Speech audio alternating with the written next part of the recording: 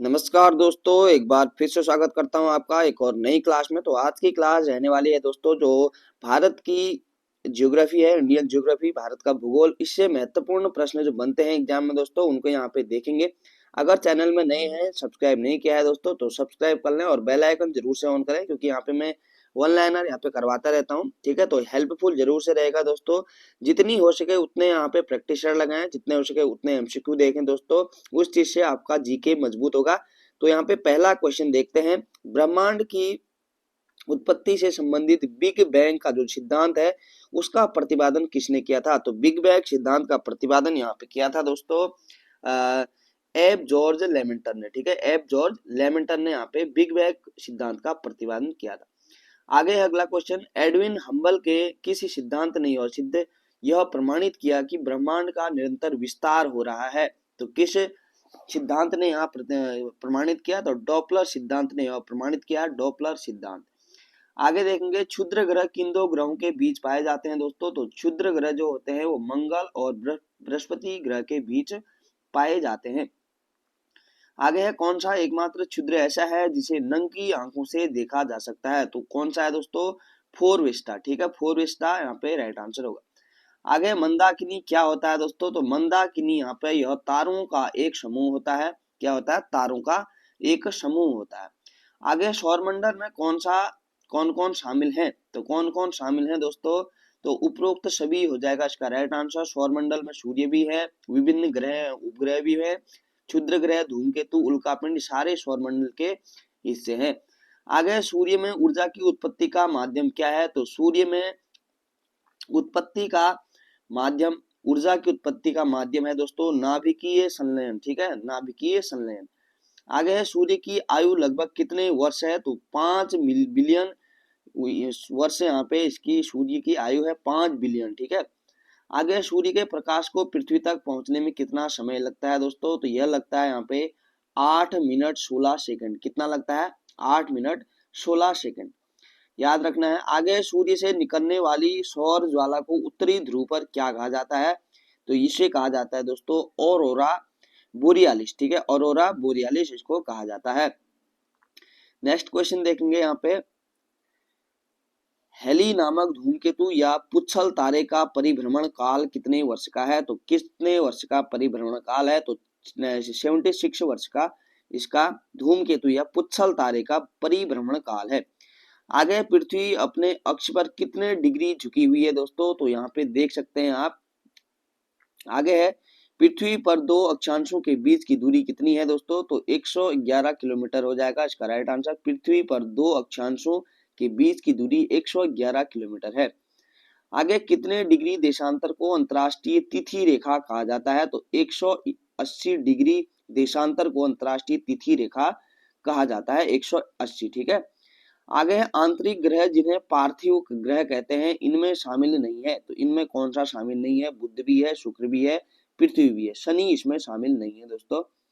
आगे देखेंगे, पृथ्वी का औसत घनत्व कितना है? तो पृथ्वी का औसत घनत्व कितना है?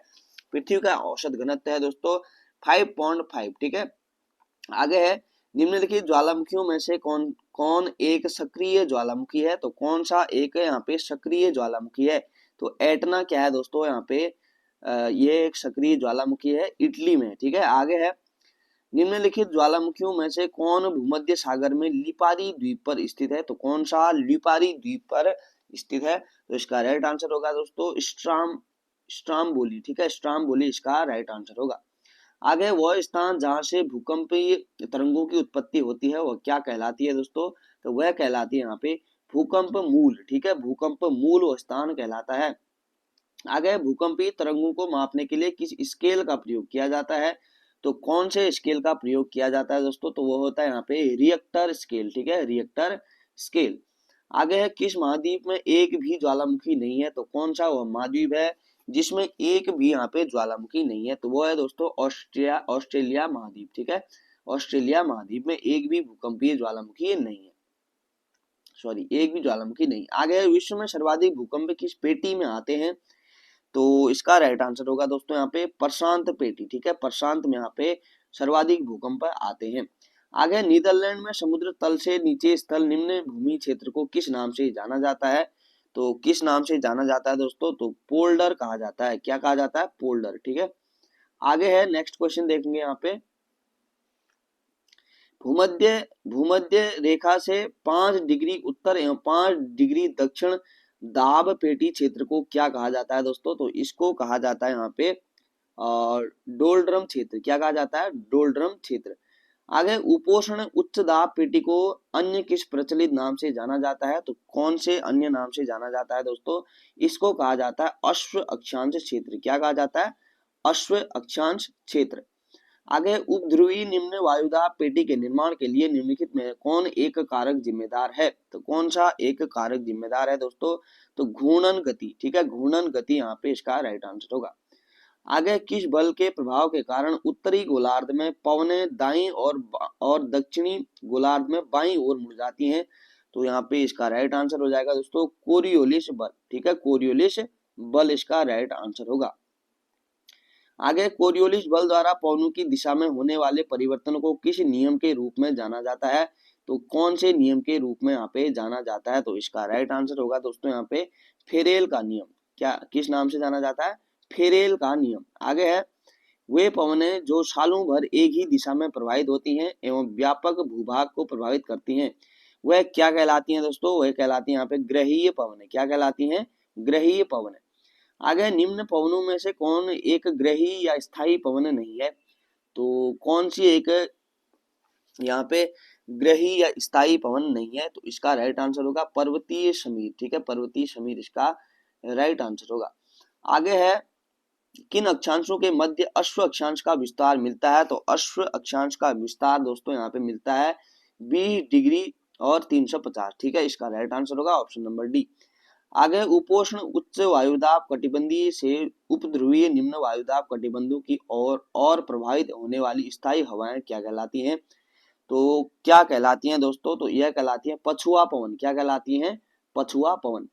आगे है वायुमंडलीय दाब का मापन किस यंत्र के द्वारा किया जाता है? तो वायुमंडलीय दाब का मापन यहाँ पे किया जाता है बैरोमीटर द्वारा। ठीक है, बैरोमीटर द्वारा। आगे क्षोभ मंडल की ऊपरी परत में तीव्र गति से प्रवाहित होने वाली पवन क्या कहलाती है?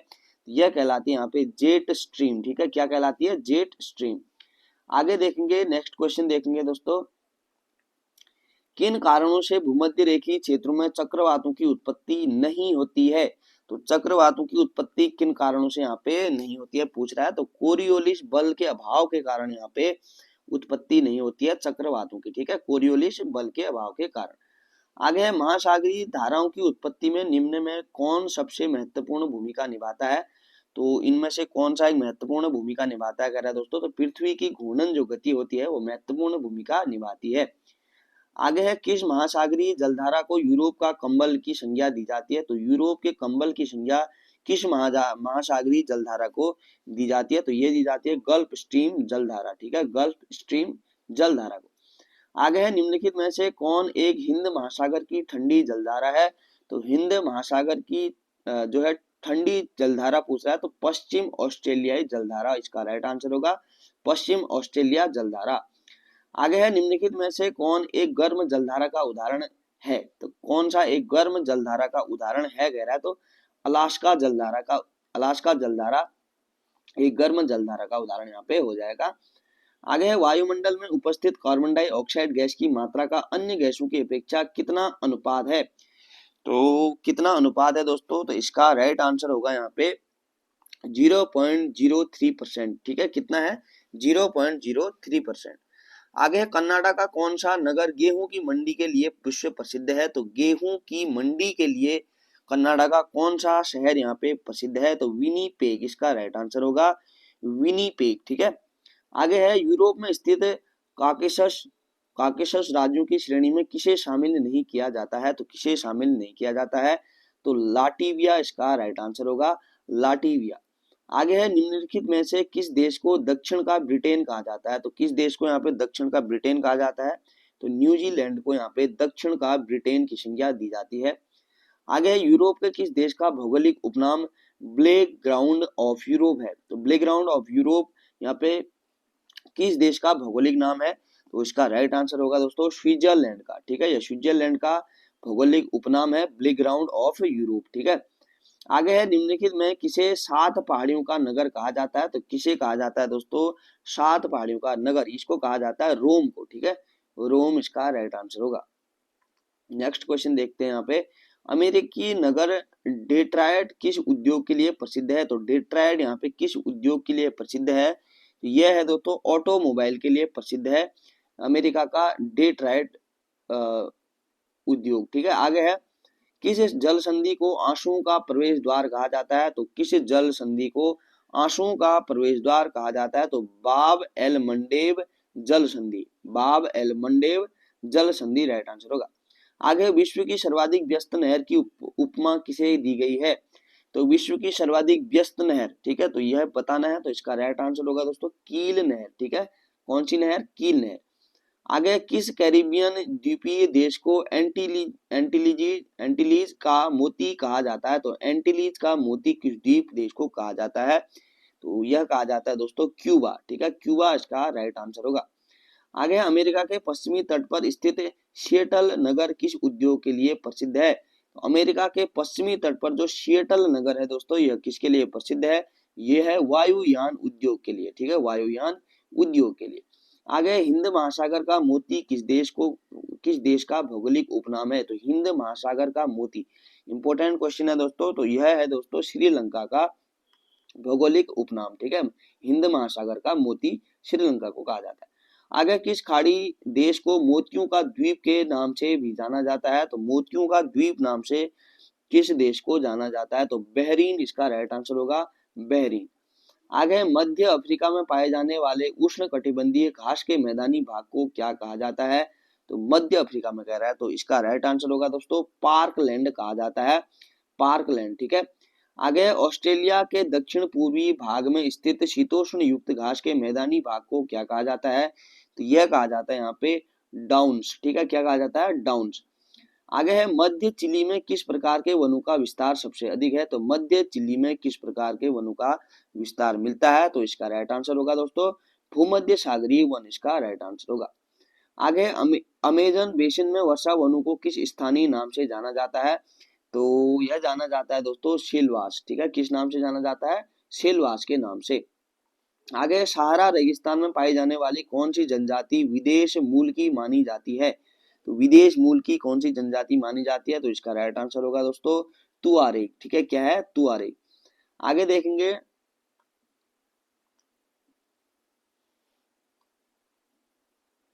अफ्रीका के पूर्वी भाग में स्थित किलिमंजारो पर्वत के पूर्वी ढलानों के सहारे किस जनजाति द्वारा कहवा की खेती की जाती है, तो किस जनजाति द्वारा कहवा की खेती की जाती है, तो छग्गा जनजाति है दोस्तों, इसके द्वारा यहाँ पे कहवा की खेती की जाती है।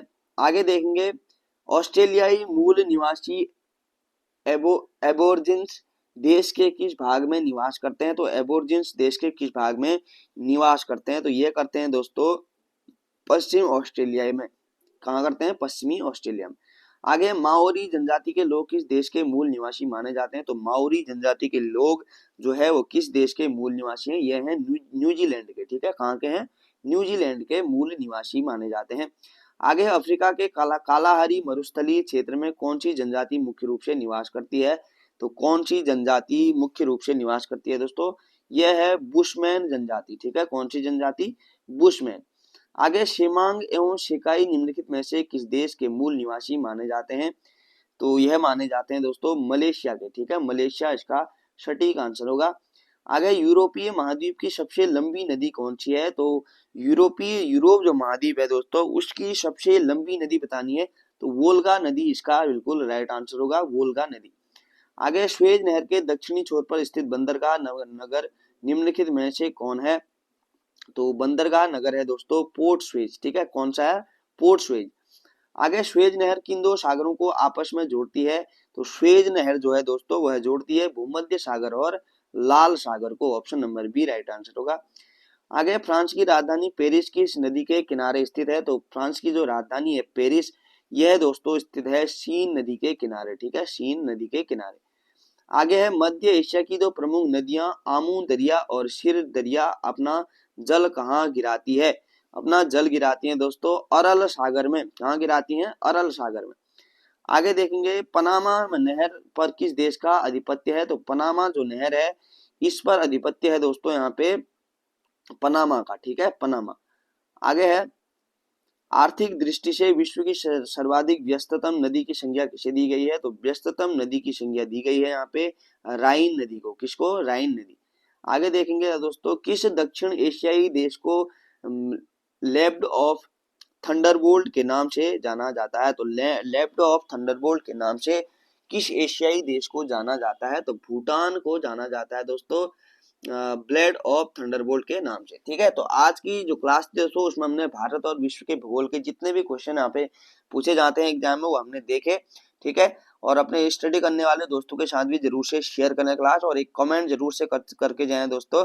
तो मिलते हैं नेक्स्ट वीडियो में, तब तक के लिए अपना ध्यान रखें दोस्तों, धन्यवाद।